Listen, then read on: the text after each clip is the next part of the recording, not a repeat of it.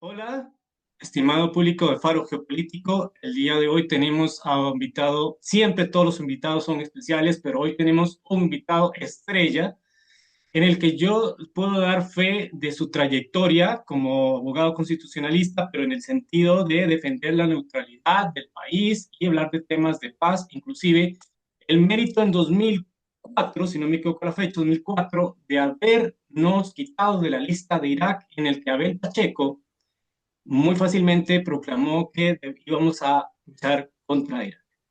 Entonces, presento, no voy ya con esto ya puedo decir que tiene todo un mérito como costarricense, la lucha por su paz, al menos una visión muy interesante de paz, y es Roberto Zamora.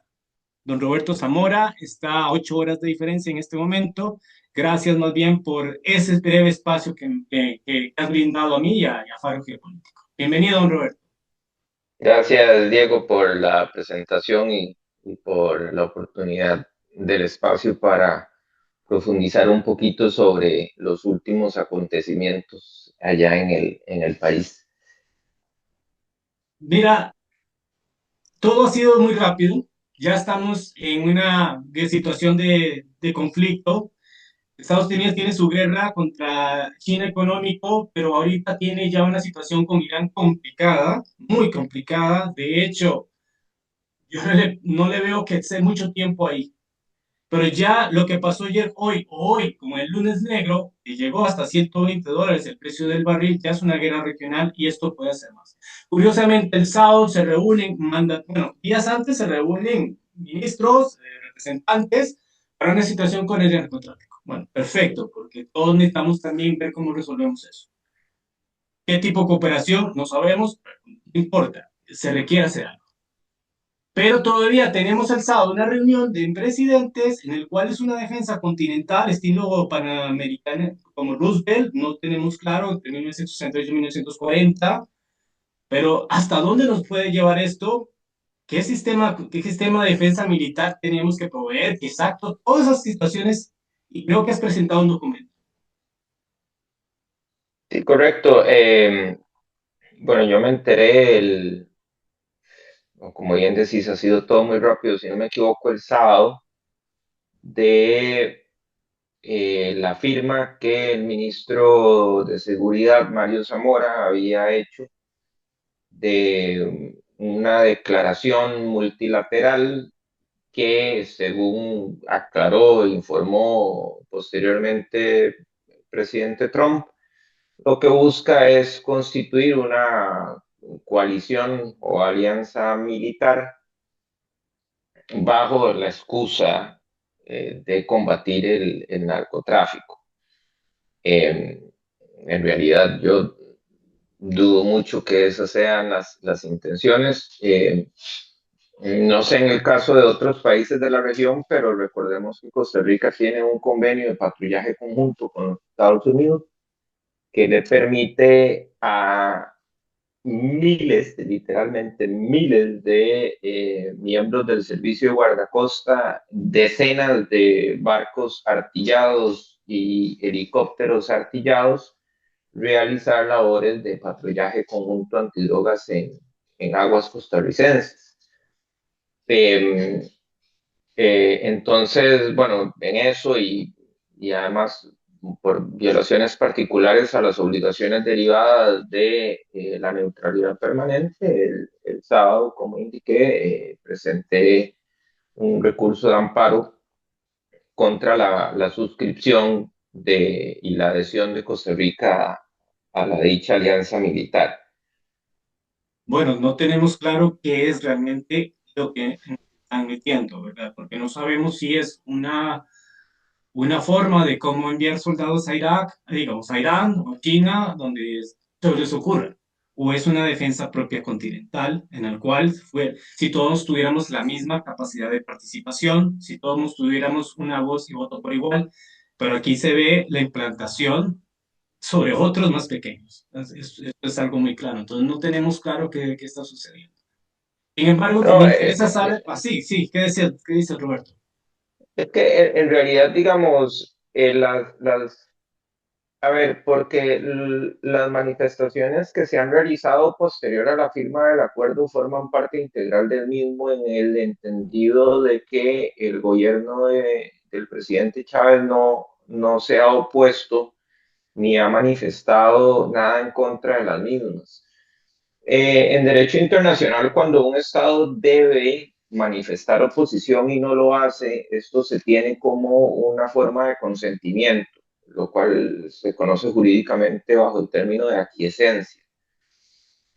Entonces, pues efectivamente, como bien señalas, el documento que firma Zamora es muy escueto, pero viene a ser complementado por estas manifestaciones realizadas por el presidente Trump de que esto es una alianza militar, el video emitido por el Departamento de Guerra de Estados Unidos, donde muestra las imágenes de, de personal con la bandera de Costa Rica. Entonces, eso elimina algunos de los nublados eh, que inicialmente podía utilizar el gobierno de Costa Rica para escudarse y evadir las responsabilidades que van a derivar o deberían derivar de la ilegal firma que el ministro de Seguridad hizo de esa declaración. Sí, también tenemos que observar que siempre que hay una posible guerra mundial, siempre una política de Estados Unidos, porque Trump no está inventando nada nuevo, simplemente está haciendo una repetición. Por ejemplo, en la Primera Guerra Mundial, el canal de Panamá era prácticamente hecho por Estados Unidos, Nicaragua estaba invadida, aquí teníamos una situación también complicada después con los Tinoco, pero realmente Haití también fue tomada en 1915, o sea, ya ellos buscan cómo asegurar, blindar el Caribe y otras partes. Luego en los años 30, vamos a ver que en 38 al 40, bueno, también la política de buena vecindad que va a tener Roosevelt, pero va a crear en 1938 al 40 varias formas de cómo hacer un panamericanismo, justamente en el que íbamos a tener mucha posición. No, pero es una forma de blindaje, de seguridad, porque en este momento era el enemigo, si no era el comunismo, era también ante la expansión posible de la Alemania nazi, que ya estaba ya proceso de Checoslovaquia, Austria, etcétera, y que luego de 39 es Polonia. Entonces, ¿hasta qué punto es un blindaje? Y no sabemos los pormenores, la letra pequeña. Pero Roberto, quisiera que habláramos de tu base de escrito en el cual el por qué merecemos tener un mejor lugar con un país en que explote la neutralidad, con o sin ejército, pero que la explote tal como su trayectoria y tradición la ha tenido. Entonces, entiendo que Jesús Jiménez hizo algo también, o sea, escribió algo sobre ello. ¿Qué nos puedes contar? Sí, bueno, aquí me disculpas que mueva un poquito la cámara, pero eh, para, para una mejor imagen estoy usando el teléfono y lo tenía apoyado en la computadora, pero eventualmente era necesario. No hay problema. Lo Sí, importante es digamos, que se te escucha bastante bien. Se escucha bastante bien. perfecto. Bueno, digamos, un poco el asunto parte de que Costa Rica en realidad siempre ha sido un país neutral. En este sentido, Costa Rica no se convirtió en un país neutral en 1983 cuando el presidente Monge emitió su proclama de neutralidad. Eh, Como acabo de señalar, Costa Rica siempre ha sido neutral en unas manifestaciones que está bien indicado en el recurso de amparo en el siglo XIX, en manifestaciones que hace el presidente Jesús Jiménez al Congreso, eh, se, se resalta, y estas manifestaciones de Jesús Jiménez forman parte de la declaración de neutralidad que hace el presidente Monge. Eh, Incluso con motivo de la guerra entre Estados Unidos y España, el gobierno de Estados Unidos le consulta a Costa Rica sobre cuál es la posición que el gobierno va a tomar y el gobierno de Costa Rica le responde a Estados Unidos que nosotros somos un país neutral y no nos vamos a meter. Incluso una nota posterior, también dirigida al, si no me equivoco, al Departamento de Estado de los Estados Unidos, se le indica al gobierno norteamericano que para ser neutral no se necesita ningún tipo de declaración. Eh, bueno, eventualmente ante las condiciones de la Guerra Fría, Monge decide dar un paso adelante y hacer la declaratoria de neutralidad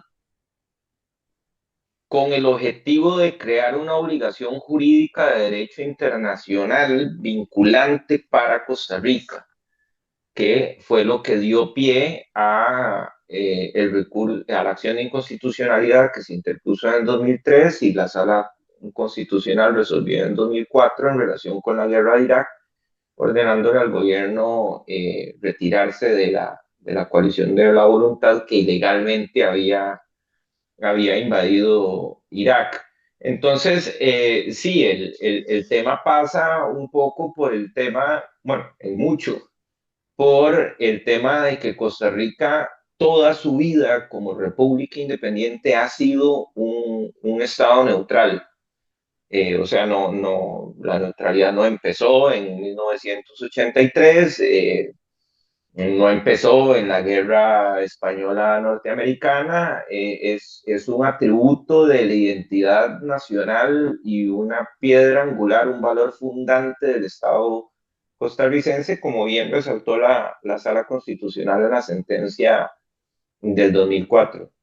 Bien, pues entonces pues también podemos sumarle que durante la época de la Federación Centroamericana, las guerras civiles dentro de ellos, Costa Rica pierde un pedazo de Panamá y Costa Rica trató, o sea, no estuvo en una participación activa militar, más bien eso nos diferenció mucho, únicamente en 1856 porque ya era algo notable lo que ya había que responder, ya la amenaza era real, era evidente, el Guanacaste, que ellos reclamaban, que Boque reclamaba ya todo el Guanacaste también, ya era otra situación. Pero sí, también eso de los escritos de Jesús Jiménez es interesante. No estoy seguro si se refiere contra Maximiliano de México, primero Maximiliano, o de Habsburgo, o se refiere también con la guerra civil norteamericana. No tengo claro eso, pero sí habla sobre, también en Centroamérica habían conflictos. Entonces es interesante. Y luego tiene ese trasfondo de la guerra en Centroamérica de los años 80. Costa Rica ya entra en una situación en que ya ahí está el atentado de la Penca, hay, en 1985 también hubo 10 costarricenses fallecidos en la frontera, pero Monge tuvo una visión muy interesante. ¿Podríamos refrescarnos cómo surgió esa neutralidad? Sí, y yo creo que esto excede un poco las discusiones históricas, a ver, sin quitarle mérito a esas discusiones históricas, pero sí excede la presencia o no de contras o de sandinistas en el norte. Creo que todos conocemos lo abierta que es esa frontera y las facilidades que hay. Imagínense en la época de los 80, la escasísima población que había en la zona y las dificultades en términos de recursos técnicos para hacer un monitoreo de la zona. No había drones, no había satélites con cámaras, no había muchos de los recursos que hay ahora. Bueno, efectivamente, como bien señalas, en la época de los 70, a finales de los 70, se da la revolución sandinista que saca del poder a Somoza, que era un dictador impuesto por los Estados Unidos en Nicaragua, y como bien recoge la Corte Internacional de Justicia en la sentencia del caso de actividades militares y paramilitares en y en contra de Nicaragua, la CIA inicia operaciones para entrenar la insurgencia en contra de la revolución sandinista, la contrarrevolución, por eso se les conoce como los contras. Y La CIA había establecido y formado campos de entrenamiento y suministro de armas en El Salvador y Honduras. Evidentemente, por cuestiones geográficas, a efectos de establecer una estrategia de pinza, a Estados Unidos le resultaba muy útil poder atacar Nicaragua no solo desde el norte, sino también desde el sur, para lo cual era fundamental que el gobierno de Costa Rica diera su asentimiento a la presencia de estos grupos paramilitares, los contras, y así tratar de debilitar y derrocar el gobierno sandinista que se había interpuesto. Monje, quien durante los últimos años de su vida tuvimos alguna cercanía, le tengo muchísimo aprecio. Una vez al año me invitaba a su casa a tomar café con él y bueno, desarrollamos ahí algún tipo de amistad y de cercanía. Eh, bueno, vos sabes, Monje, un palmareño que no fue a la universidad. eh, un tico de cepa amante de la paz y del país y de las tradiciones, se ve en la encrucijada porque fuera de las presiones que el gobierno de Reagan estaba ejerciendo, Monge no quería ver a Costa Rica involucrado en eso, ¿no? Entonces, él hace un lobby internacional en busca de apoyo, lo encuentra y en noviembre de 1983 decide declarar a Costa Rica neutral mediante un acto unilateral de derecho un acto unilateral de derecho internacional, con lo cual generaba un impedimento legal para que Costa Rica pudiera acceder a las peticiones de Reagan. Y Perdona, un momentito. Cuando hablamos de Reagan, tenemos que ver que Reagan como que quería que la guerra de Centroamérica se extendiera por más tiempo. También estaba el asunto de Irán Contras, estaba eso, y me parece que la guerra la querían como que durara más. En cambio, Monge se llegó a dar cuenta de que eso podría llegar a ser arrastrarnos a una guerra entera y ya sufrir lo que es realmente una guerra. sí, bueno, ese es un detalle que te soy honesto, no conozco si las intenciones de Reagan iban en ese sentido. Lo que sí sé es que las intenciones de Monge eran no involucrarnos y mantenernos fuera de ese conflicto. Y así lo hace, y Monge declara Costa Rica neutral, adquiere el país una obligación de derecho internacional y al día siguiente viene y le dice, mire, señor Reagan, qué pena, pero si yo acepto su petición, estaría actuando en violación del derecho internacional. A ver, eso tal vez se ha minimizado mucho y no se le ha dado en los sistemas educativos la suficiente cobertura, pero a mí me parece que esto es de las maniobras eh, más brillantes en la historia continental, si no mundial. Ni Maquiavelo se le pudo haber ocurrido eso. Eh, Sí, o sea, ¿qué te digo?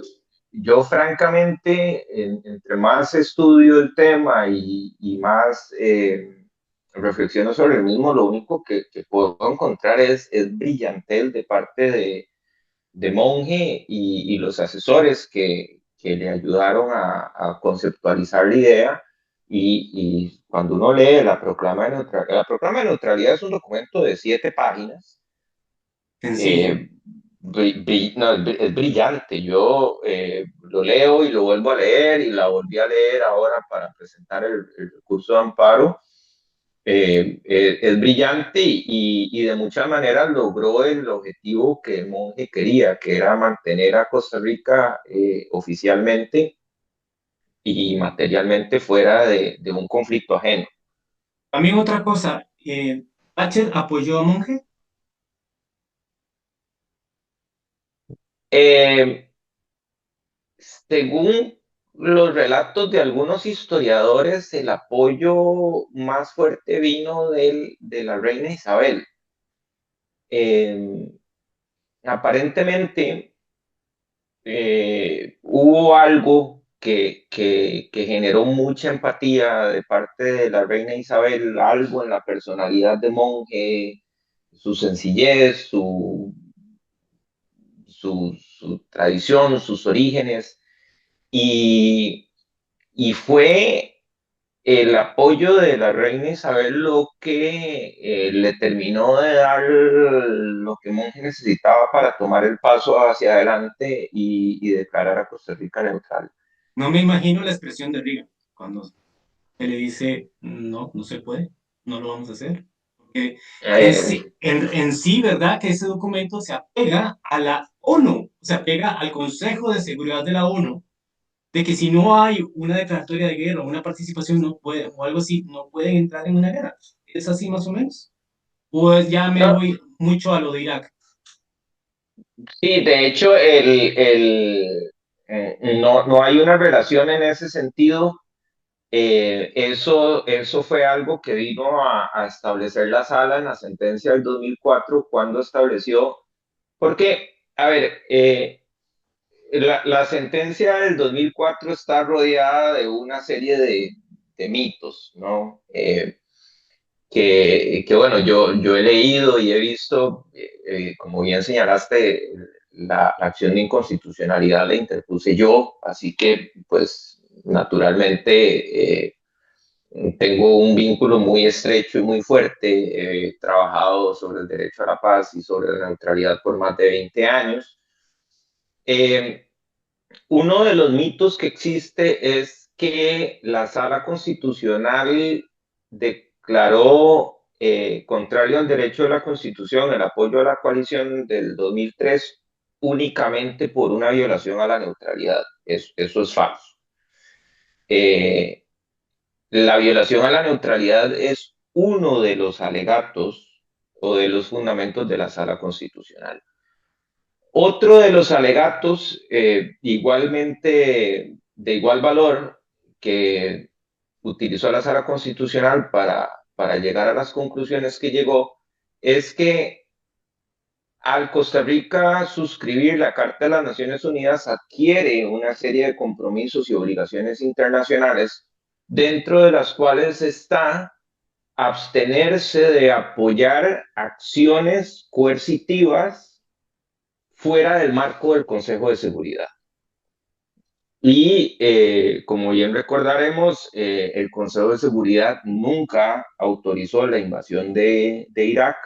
La resolución 1441 del Consejo de Seguridad, siguiendo los reportes de la Agencia Internacional de Energía Atómica, lo que hacía era darle 6 meses más a Irak para que continuaran permitiendo las inspecciones de la Agencia de Energía Atómica y terminara de cumplir con las demandas que ésta le estaba haciendo. Pero la resolución del Consejo de Seguridad 1441 nunca autoriza el uso de la fuerza en contra de Irak. Y es en vista de esa situación que la Sala Constitucional bien hace en determinar que las acciones de la coalición de la voluntad, como se le llamó en aquel entonces, eran contrarias o se estaban realizando fuera del marco de las Naciones Unidas, y por ahí viene la violación al artículo 7 de la Constitución, que obliga a Costa Rica a respetar sus obligaciones internacionales. Muy bien, muy bien. Sí, entonces aclaro algo. Entonces, en 1983, lo que se declara con la neutralidad es más bien le devuelve a Estados Unidos como argumentos de su propia medicina. Si Wilson hizo la determinación de los pueblos, que eso es muy discutible también, pero sí la hizo y ha sido también parte de la jurisdicción, la jurisprudencia, perdón, eh, Costa Rica también determinó su libertad de ser neutral Correcto, en 7 páginas. correcto. De hecho, este es uno de los elementos más importantes de la sentencia, bueno, no solo de la sentencia, y no se trata aquí de tirarme flores, pero de la argumentación jurídica que se hace no solo en el caso del 2004, sino también en el caso de la sentencia del 2008 relacionada con la autorización que Oscar Arias hizo para la fabricación de reactores nucleares, incluso para uso militar, eh, donde yo lo que alego es que de alguna manera Costa Rica lo que constituye es una norma consuetudinaria derivada efectivamente del principio o del derecho de libre autodeterminación de los pueblos. La tradición costarricense, y es lo que dice claramente la proclama de neutralidad de Monge, Monge lo que hace es poner en una obligación jurídica un atributo de nuestra identidad construido históricamente. Y Eh, lo hace en base a la determinación de los pueblos de Wilson. O sea, eh, se apoya de alguna manera en eso. Se apoya. pues bueno, el derecho de libre autodeterminación fue reconocido por la Carta de las Naciones Unidas. Eh, y fue, sí, se dice que hubo un empuje de parte de Wilson, pero es la Carta de las Naciones Unidas la que recoge y establece el derecho de libre determinación como un derecho, como una norma perentoria de derecho internacional, y después vienen unas subsecuentes declaraciones adoptadas por la Asamblea General, también ratificando y ampliando los alcances del derecho de libre determinación de los pueblos. Vamos a 2003. Está Abel Pacheco, que en su historia, él fue parte de la invasión a Costa Rica en 1955. Conste, siendo muy chiquillo, pero lo hizo. O sea, invadió Costa Rica estando ya garantizada la Segunda República, y en esa invasión está Venezuela, está Nicaragua, está República Dominicana también. No estaba solamente, o sea, había todo un complot para que entrara de nuevo Calderón. Bien, perfecto. Eso es historia, pero fue presidente, muy querido por muchos costarricenses por sus programas de todos los mediodías, etc. No importa.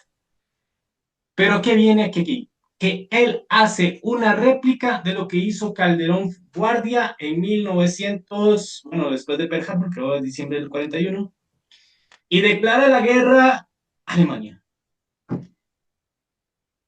Pero como que a Abel Pacheco se le olvidó que teníamos una neutralidad y ya constatada de 1983, y ahí viene tu participación. Y es algo que como costarricense te agradezco realmente porque siendo tan joven lo lograste y nos sacaste de esa Sí, lista. Es sí, más, bueno, según entiendo, te llegó una notificación del Departamento de Estado. sí, de hecho llegó una nota de Colin Powell avisando que Costa Rica ya había sido eliminada de la lista de la coalición. En cuanto a la declaratoria de guerra que Costa Rica hizo a Alemania,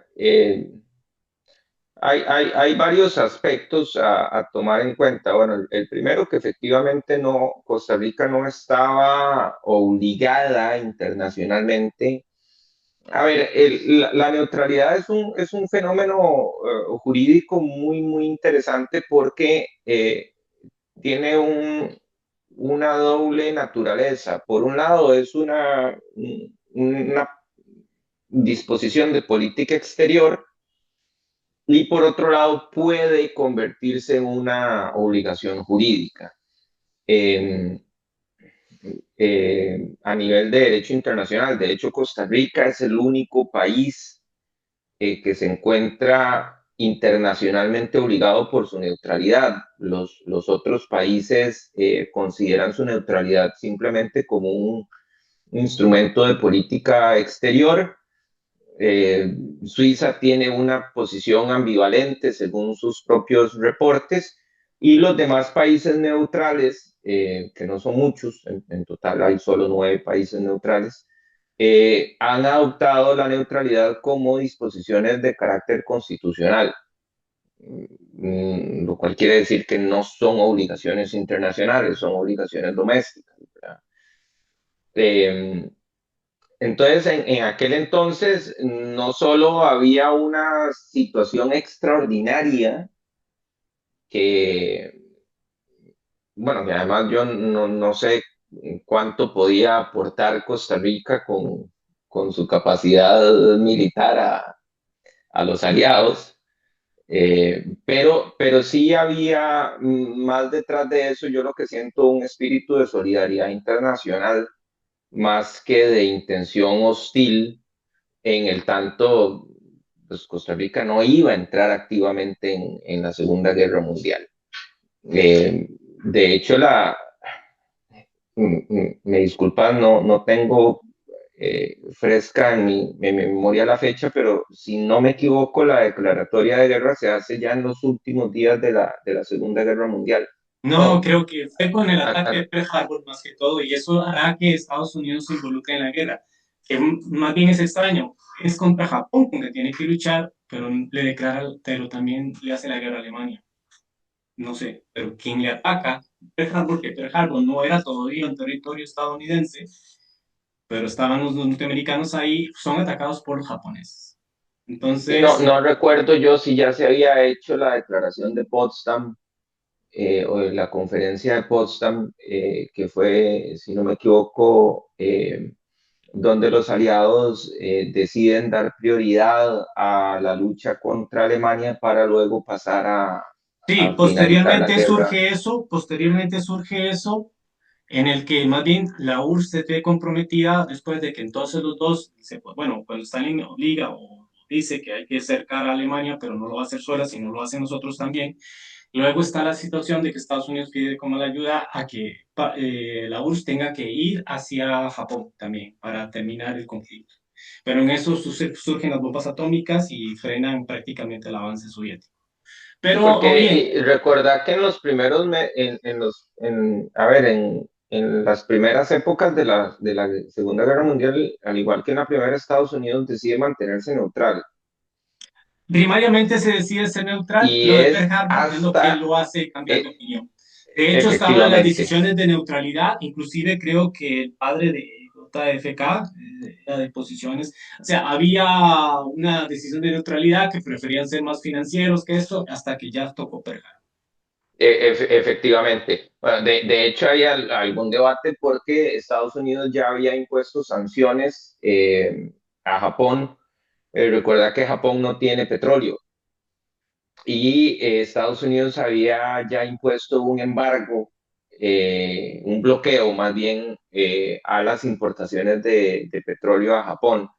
Entonces, sí, se había mantenido neutral, luego toma estas medidas, digamos, no coercitivas, y luego del ataque de Pearl Harbor es que ya entra de pleno a la guerra. Bien, lograste sacarlos de la lista de Irak. Fue todo un tema internacional también escuchar que un país tan pequeño, pues, como que un país tan pequeño se le dice a Estados Unidos, no, no, no, no, sáquenos de esa lista. Pues así lo vieron un poco extraño los republicanos del momento, ¿verdad? No fue nada sencillo. Eso fue algo muy heroico de un pequeño país, también de tu parte. Pero también otra cosa, antes porque sé que tenemos poco tiempo, las 8 horas de diferencia, actividades, entrevistas que tienes. Sí me gustaría ver cómo hemos perdido el verdadero rol, ya porque tengamos o no tengamos ejército, si haya que reactivarlo por seguridad, por narcotráfico, lo que sea, no importa. Pero cómo estamos perdiendo con decisiones de presidentes en los últimos 20 años, creo que lo de neutralidad de monje, la historia cultural de neutralidad, eh, por ejemplo, lo que hiciste también. Creo que también eso ha formado una política constitucional, pero también internacional. Me parece, no sé, pues, decime si estoy equivocado o no, pero formar una situación de que Costa Rica sea más bien participar en todo guerra que exista como una persona pacificadora, de entendimiento, de buscar solución a la paz, en donde sea, tiene como esa capacidad con lo que ha desarrollado. Pero vemos en los últimos tiempos que dice, ah, no, no, hay que apoyar a Ucrania. No, no, no, no. Ahora tenemos que meternos en una guerra de Estados Unidos con otros, porque Estados Unidos va a hacer su guerra con China o con Irán o con quien sea. Entonces, ¿cómo estamos perdiendo eso? Creo que más bien Costa Rica tiene una mejor participación activa, activa no en guerras, activa en diplomacia y paz, y no la estamos aprovechando, más bien la estamos enterrando. De hecho, no se trata solo de una oportunidad, se trata de una obligación legal que el gobierno de Costa Rica sistemáticamente ha incumplido. Y acabas de señalar algo muy importante. En las conferencias de La Haya de 1899 y de 1907, particularmente cuando se hace la primera declaración internacional sobre arreglo pacífico de controversias, que es en la conferencia de La Haya de 1899, la conferencia de paz de La Haya de 1899, se discute por parte de los delegados participantes el rol fundamental que tienen los países neutrales como mediadores. Incluso uno de los delegados hace la propuesta de que a los países neutrales se les llame pasillón, que es algo así como administradores de paz. Eh, y en la sentencia del 2004 la Sala Constitucional, de una manera muy clara y tal vez brillante, resalta este tema y establece que la neutralidad establece una obligación positiva, o sea, activa de parte de Costa Rica de intervenir en los conflictos armados de otras naciones con el fin de buscar, bueno, ejercer buenos oficios o mecanismos de mediación, pero en todo caso para tratar de desescalar el conflicto. Yo no he visto nunca, después de la sentencia del 2004, a la Cancillería o al gobierno cumplir con esa obligación que la Sala Constitucional de manera muy clara delineó eh, en relación con el importantísimo rol que tiene la neutralidad, especialmente frente a, digamos, a una situación de ineficacia de parte del Consejo de Seguridad, ¿verdad? Pero sí, efectivamente está señalando un punto fundamental. Además, recordemos que la neutralidad costarricense es activa en lo ideológico. No permite ni admite la injusticia ni la violación del derecho internacional. Y Costa Rica o sea, no solo ha desaprovechado la oportunidad, sino que ha incumplido la Hacia sí obligación mismo, jurídica. hacia sí mismo se ha incumplido. Correcto. Y como vos decís, este incumplimiento de la obligación que Costa Rica tiene a nivel jurídico ha repercutido en el desperdicio de una oportunidad eh, para el país de establecerse como un nicho de paz, como una instancia pacificadora en tiempos convulsos como los que estamos viviendo actualmente. Tengo solo dos preguntas para cerrar.